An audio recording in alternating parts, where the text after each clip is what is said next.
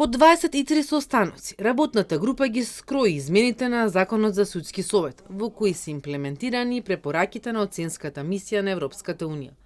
Следно, информират од Правда е предлог законот да биде објавен на ЕНР за коментари, а потоа да биде испратен и на мислење до Венецијанската комисија. Се менуваат и одредбите за изборно и дисциплинска одговорност на членовите на судскиот совет, а меѓу клучните новини се членовите на судски да може да ги предлага интеруниверзитетската конференција со кандидати од редот на редовните професори по право, со професорски стаж од најмалку 20 години од првите 3 најдобро рангирани универзитети во државата.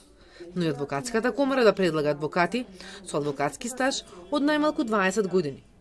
Да се воведе цензус кога судиите гласаат за избор на член на судски, а кандидатот да победи доколку добие повеќе гласови од половина од излезените гласачи. Зголемување на судскиот стаж од 6 на 15 години како услов за членовите на судскиот совет од редот на судиите.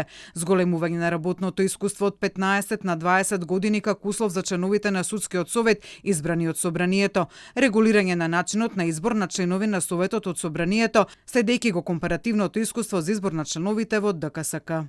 Целта на законските измени е да се зајакне независноста на судството и професионалноста и одговорноста на членовите на судски, велат од Правда. Но каква ќе биде судбината на овие измени ќе зависи од новата влада. Мандатарот веќе најави дека останува на предизборното ветување, распуштање на судскиот и обвинителскиот совет. А министерот за правда логаво за минување кој самиот првично сакаше да го распушти судски, па се повлече по реакциите. Сега испрати писмо до амбасадите. За опасноста од овој правен прецедан предупредуваа експертите, и тогаш и сега. Мицкоски најави дека за овој чекор му е потребно двотретинско мнозинство за законски измени. Но покрај распуштањето, ВМРО ДПМН во изборната програма напиша дека при законска реформа на судскиот совет ќе ги земе предвид и препораките на Европската Унија.